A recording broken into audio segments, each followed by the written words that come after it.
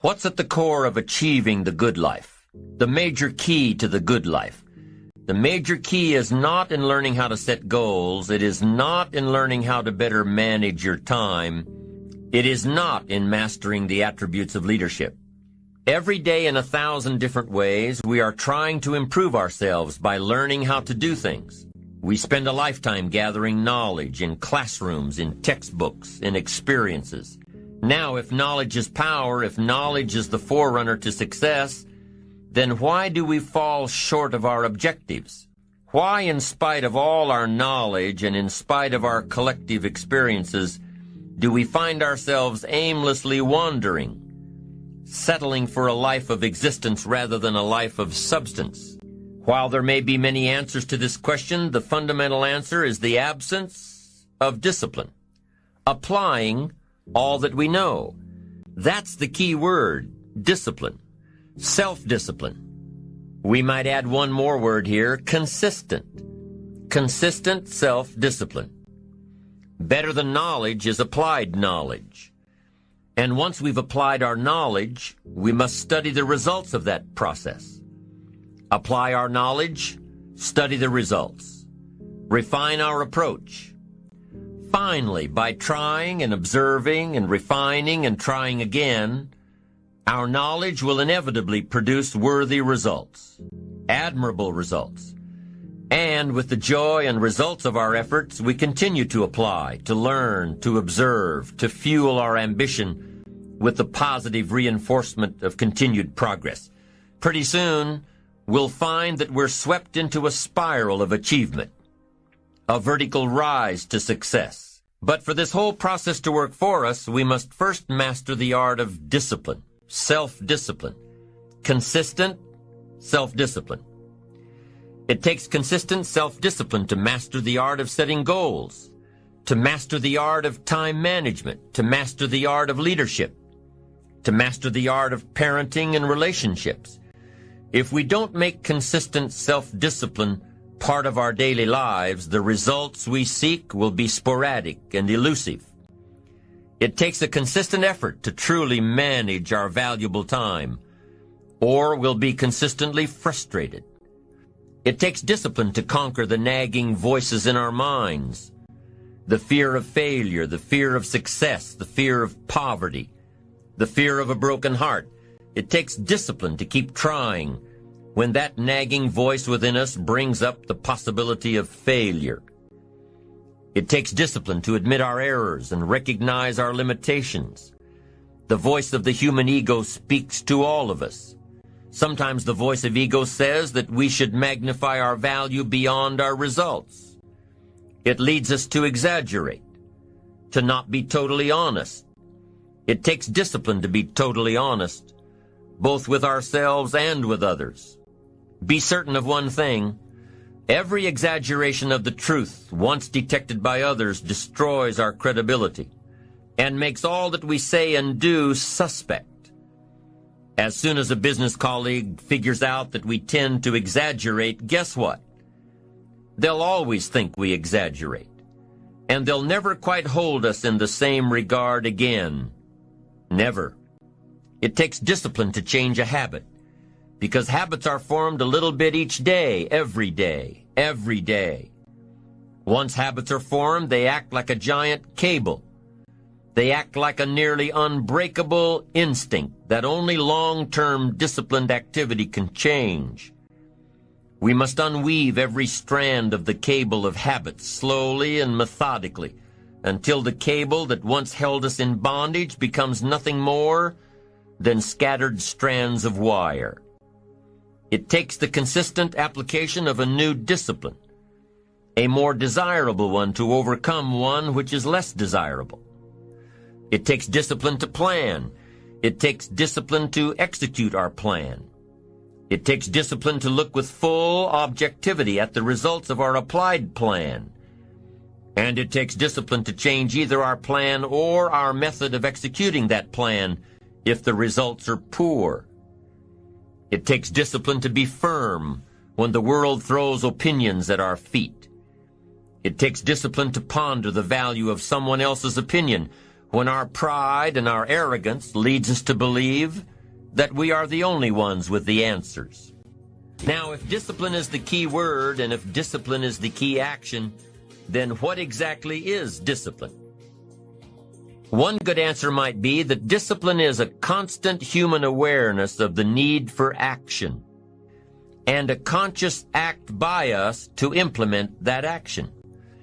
If our awareness and our implementations occur at the same time, then we begin a valued sequence of disciplined activity.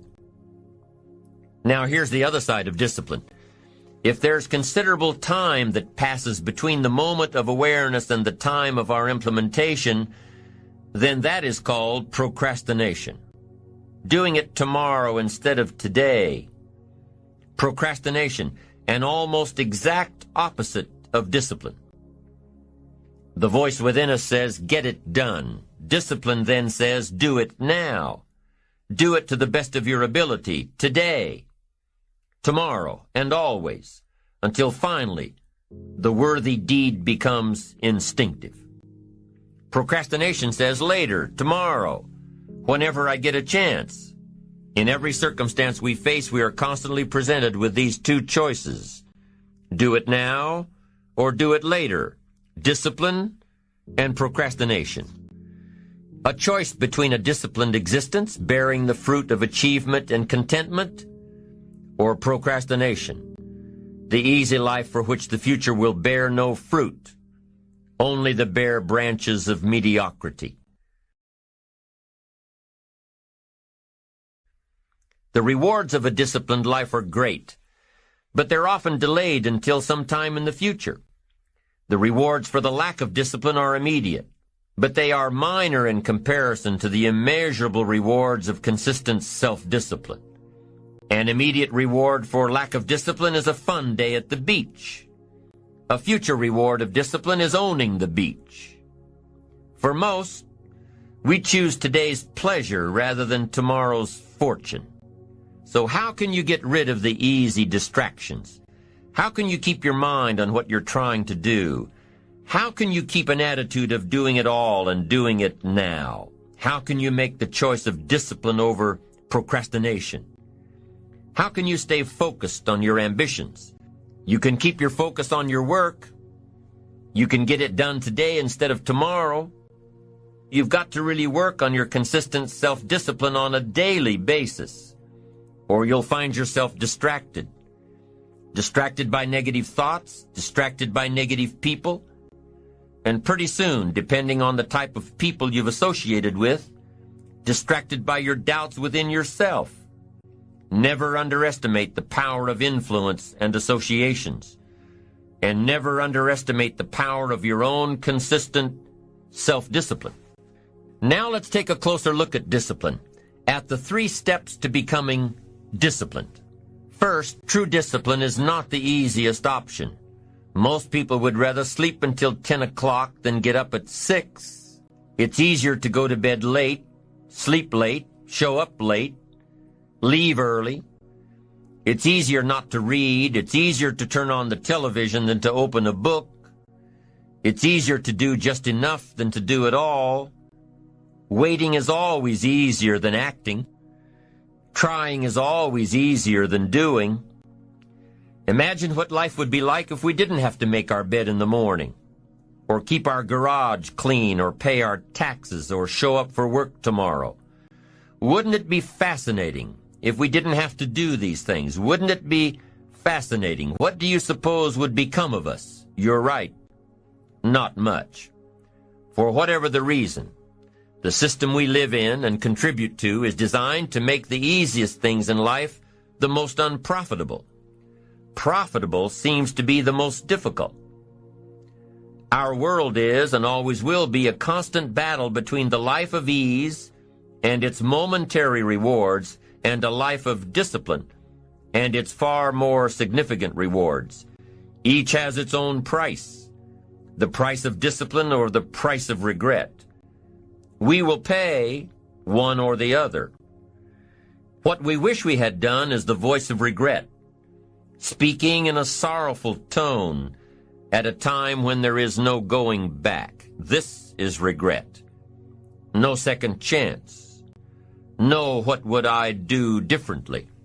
Choose one or the other, but both will have their price, the price of discipline or the price of regret. One costs pennies, the other a fortune. The first lesson of discipline is that it isn't the easiest option. The second lesson of discipline is that it's a full-time activity. And we've said that the best form of discipline is consistent self-discipline. You see, the discipline that it takes to make your bed every day is the same discipline necessary for success in the world of business. The discipline to organize your garage is the same discipline to organize your business. All disciplines carry through to affect all parts of our lives. If we're disciplined in just one area and lazy in another, guess what?